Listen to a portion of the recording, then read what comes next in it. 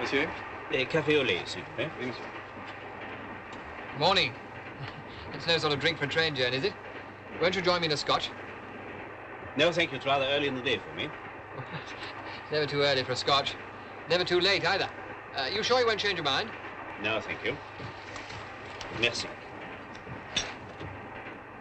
You want some coffee, madame? Please, over there.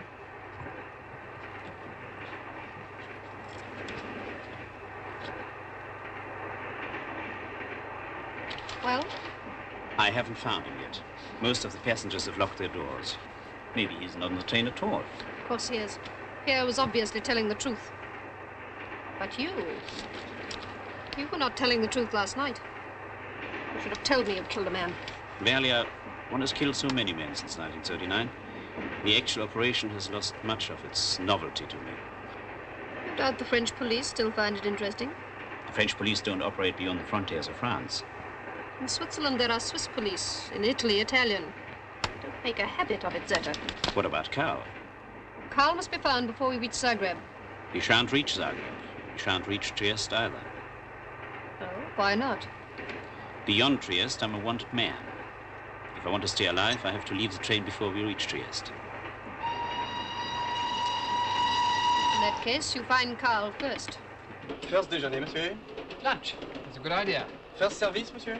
Give me time to wash my face and hands. 24 francs, monsieur. That should suffice. Bon. And just so that I know which my seat is, you might have another scotch waiting for me, will you? An haute tasse d'Écossais. Oui, monsieur. Yes.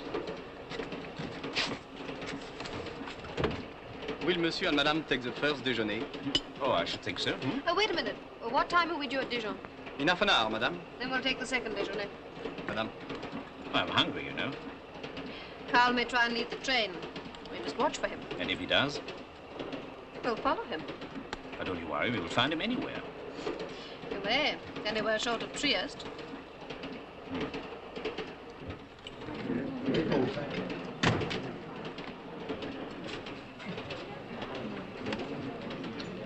Is this seat free? Yes, rather, yeah. Thank you. Excuse me. You hungry, sweetheart? Starving. Good. Which is my scotch? George Grant. By all, it's wonderful. How are you, Tom? Very well, old boy, I can't complain. What an extraordinary coincidence seeing you. I'll join you if I may. It's Tom Bishop. Well, well, well. It's good to see a friendly face.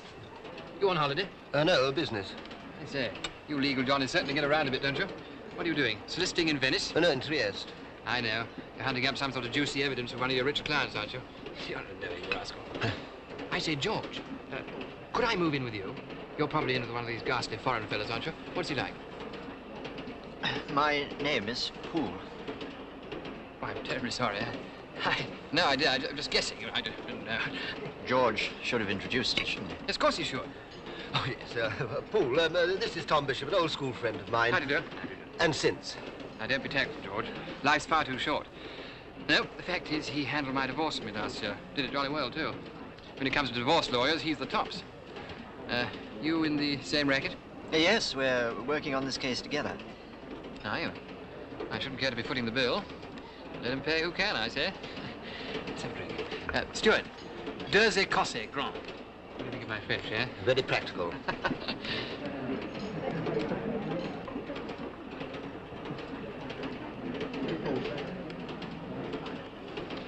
Well, here's hoping you catch him at it.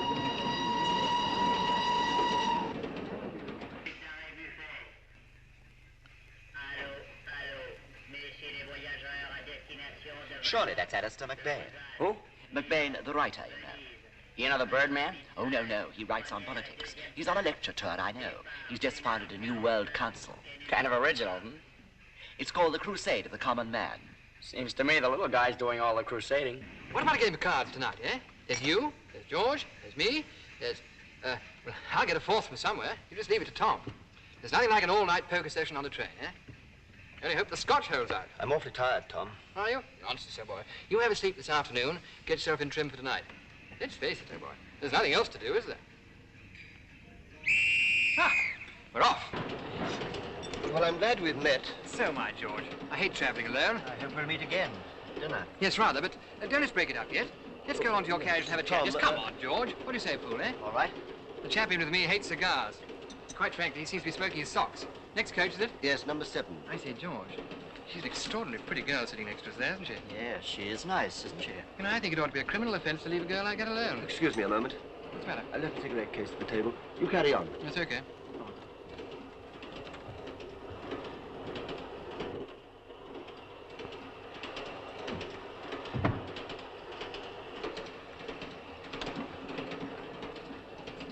It's all your fault. You shouldn't know an awful man like that. Darling, I didn't choose the boys who went to school with me. Well, you could have dropped him afterwards. I did until his case last year. I think you'd better get off at Lucerne. George, you can't leave me stranded like that. Look, Joan, Bishop's dynamite. He's a stockbroker. He drinks and talks, and once he finds out, my reputation's gone. Well, I'm risking mine. Can't you risk yours? I'm risking mine because I loved you. If you loved me back, you'd do the same. Darling, please don't shout. I wasn't shouting, darling. Darling, the stewards are looking at us. Oh, why shouldn't we look? You said you'd play poker with him, too. All right, I'll think of something else. But please, darling, do control yourself. Pardon, monsieur, madame. Le second service, I'm afraid I'll have to... Yes, we must go, yes. Where to? I'll find you another compartment for an hour. I must get back, they'll miss me. Now, I'll fix it all up. Now, don't worry. Everything will be all right.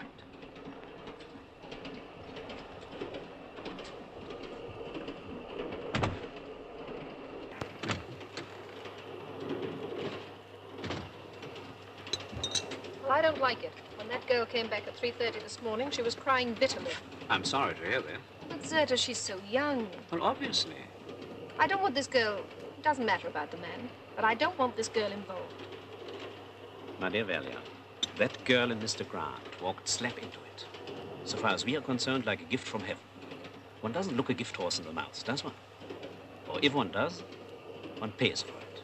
I should have to pay with my neck. And you probably too. I had no part in this. It'd be very difficult to prove.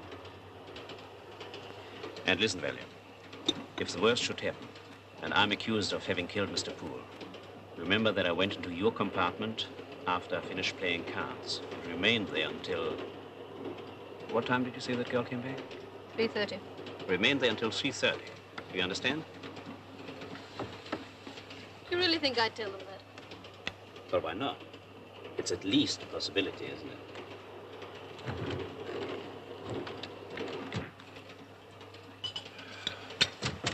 Finished, Mills?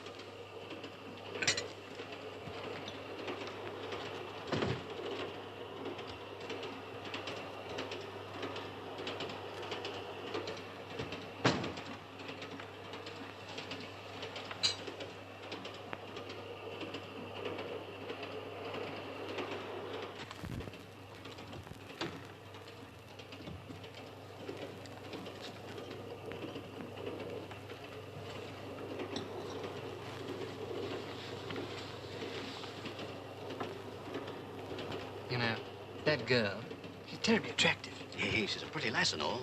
Her friend's in my compartment, that foreign chap. Really? Got sort of foreign habits, too. What do you mean? Nigh on 2 o'clock last night when he came to bed. Hair all ruffled and... I mean to say. Yes, I know, boy. But don't tell me. It's my blood pressure, you know. What was that you said? I didn't say anything bad about him. No. About the time he came to bed. Oh, round 2 o'clock. And we knocked off at 12:30. Come on, Leeds United. We're going to save an Englishman from the ruddy guillotine. Well, it's as clear as mud to me.